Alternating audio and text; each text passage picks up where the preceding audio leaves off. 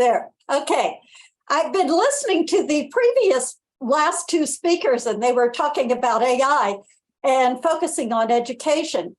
I really am going to focus overall on AI as a means to an ends and some possible unintended consequences. And you mentioned my research on corruption and some unintended consequences I relate to corruption.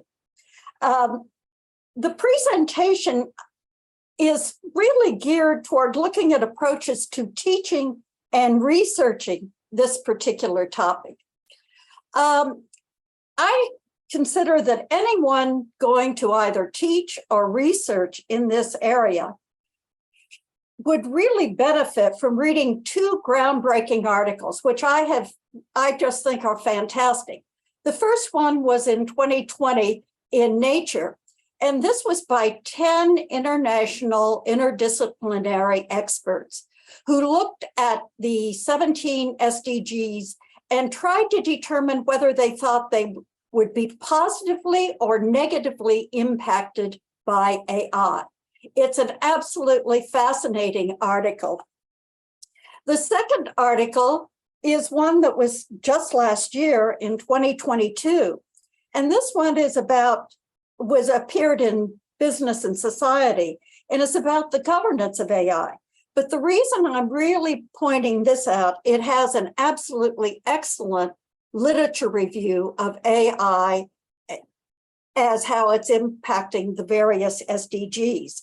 And it also has an excellent area that is designated as areas for future research. So when one reads these two articles, you become aware of the many different aspects of AI. For example, the Business and Society article cites 15 different definitions found in the literature today for AI. This slide looks at some of those particular ways that we look at it, because when we talk about AI, it is such an inclusive term. For example, some people look at it as the system's ability to interpret external data correctly. Others say it's the capacity of a machine to imitate human intelligent behavior. Others may look at it as a way of learning without being explicitly programmed to do so. Then there's others that just call it a branch of computer science dealing with simulation. But of course, recently, in the past 9 months, ChatGPT has really come on the scene. I think just about everyone has at least tried it 1 or 2 times. I know I have. It's lots of fun to see when you give it a prompt, how it's going to respond. I really find this is a fascinating thing. I haven't quite figured out how to use it yet, but I find it fun to play with. Now, AI is going to be used as a means to some ends. Now, you can start with the artificial intelligence. In other words, I know how to work this. Now, where can I use it?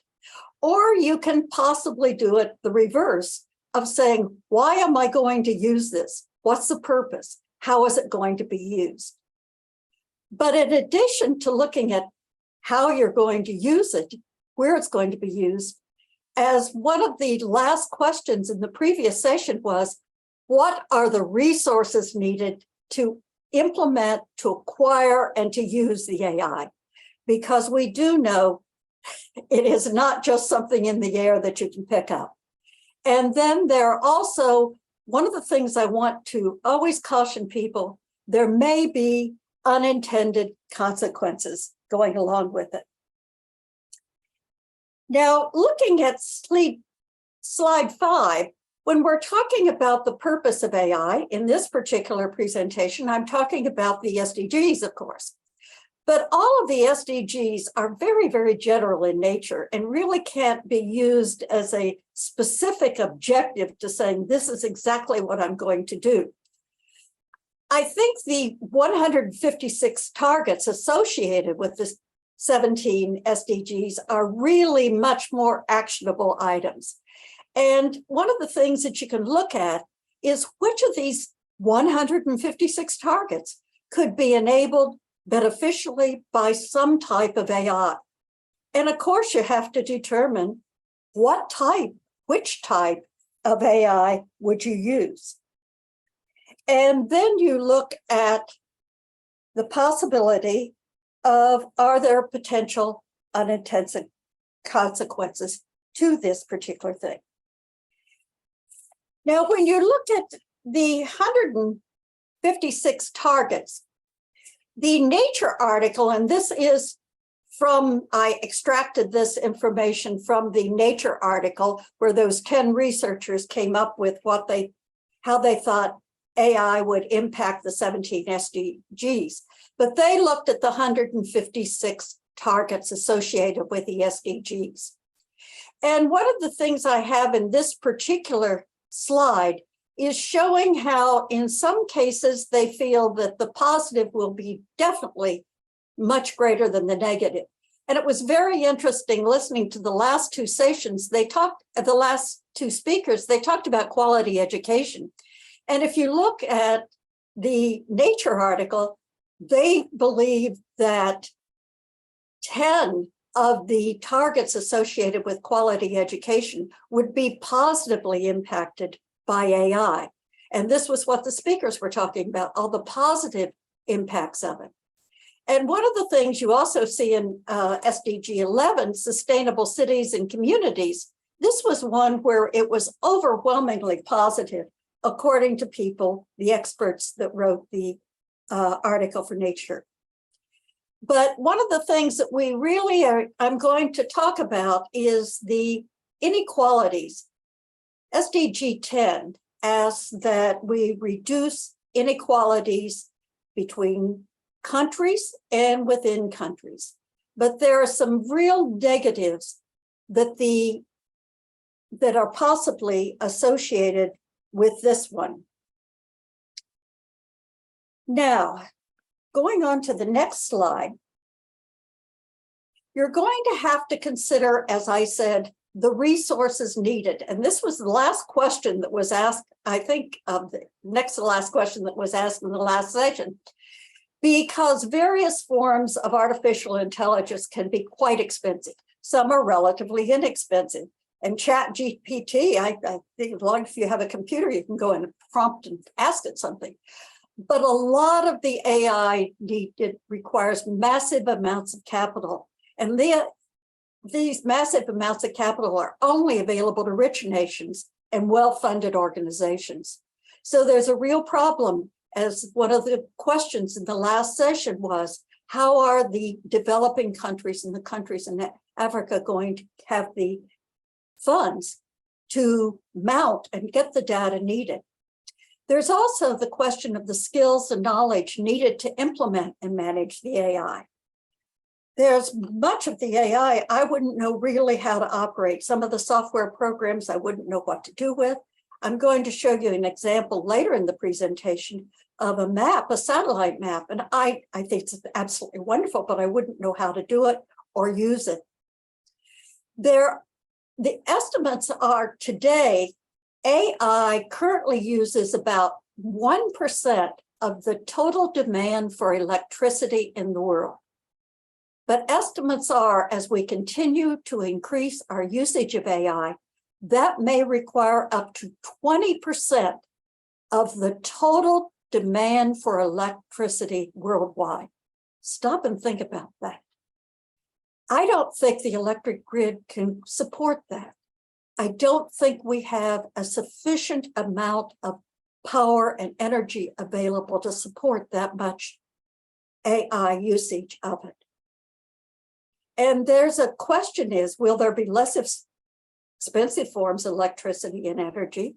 Will we find more environmentally friendly, more green energy in the future? I'm really not particularly sure about that.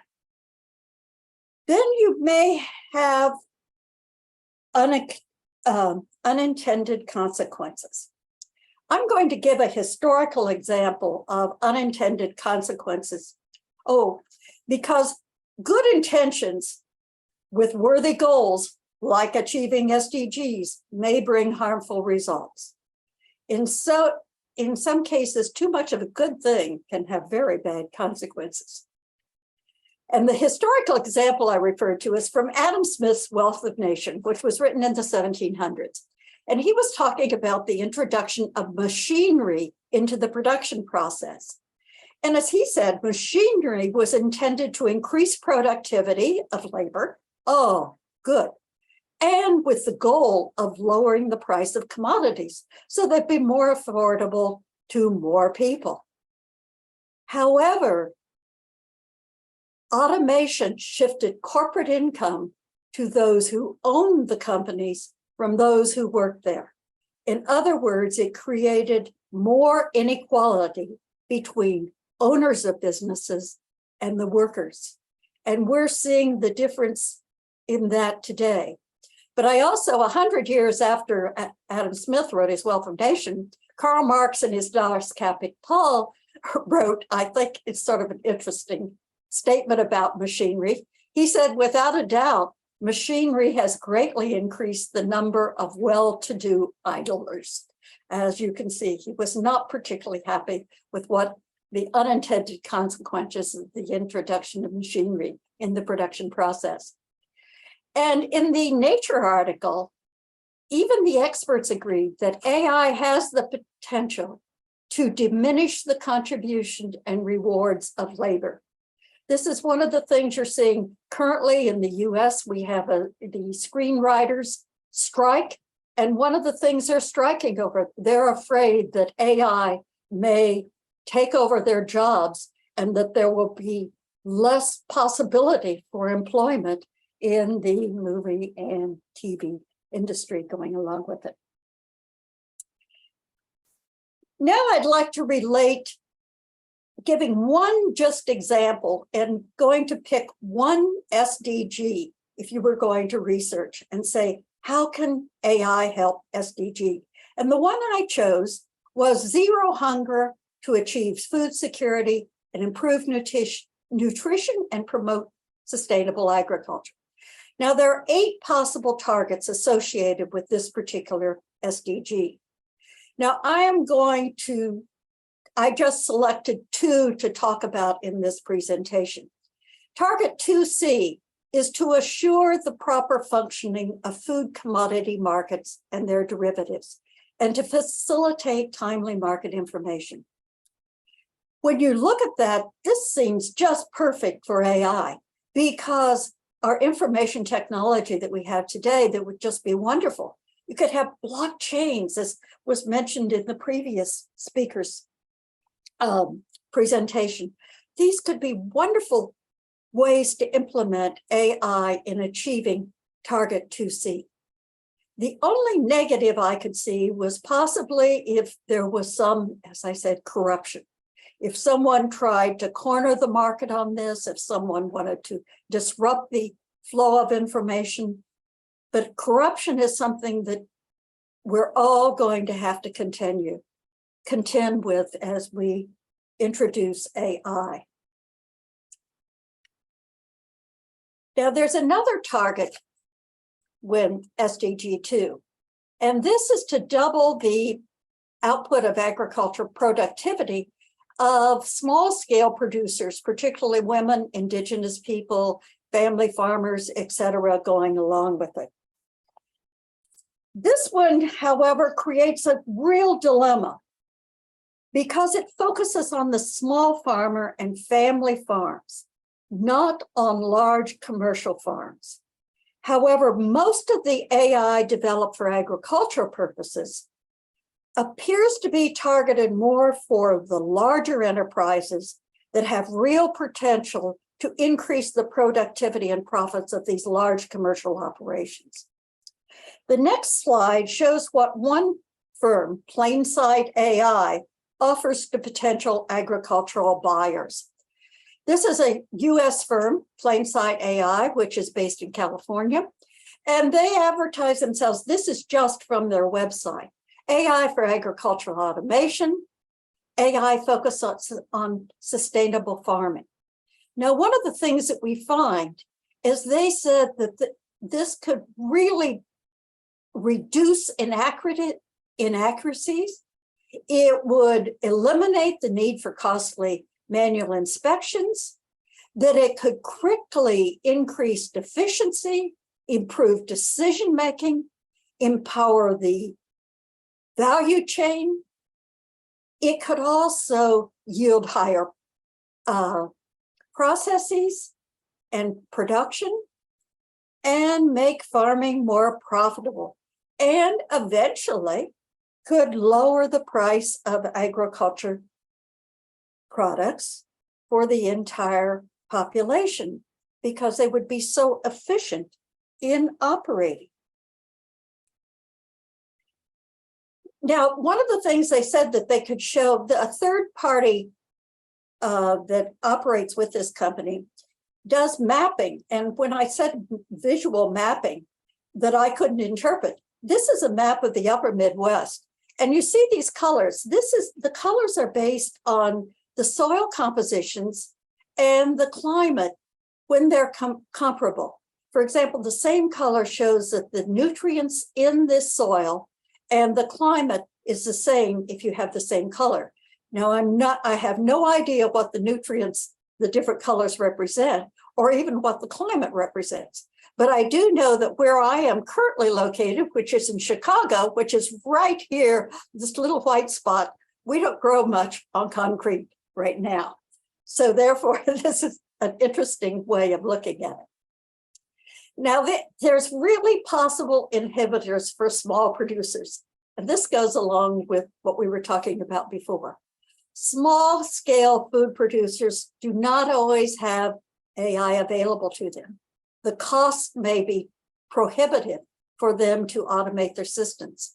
And perhaps they don't have the technical skills to use the technology. Even if they could afford it, they may not be able to use it.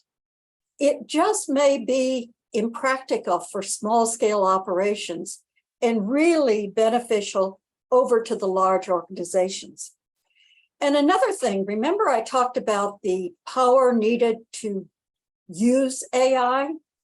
In many cases, in Africa, they don't have the electricity available, these small farmers, to implement AI if it were available.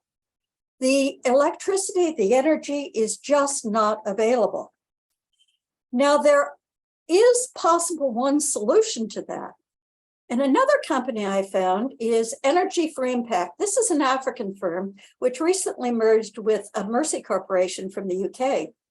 And they're trying to help businesses and markets deliver energy across Africa. And one of the things they're working on is to develop small-scale solar irrigation system for the small farmer. If you notice the picture in the bottom here, this is from their website. It shows a farmer, a local woman farmer with her solar panel, which is transportable. Now, if they could get the irrigation systems up and running with solar power, they could produce more crops.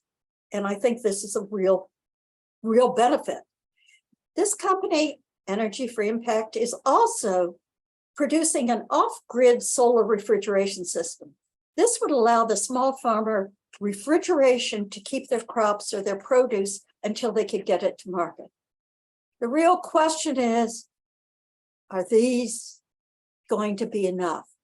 Will they really solve things for the small farmer that we're talking about in this target? Possible consequences are that small farmers aren't going to be able to compete with the large food producers using sophisticated AI.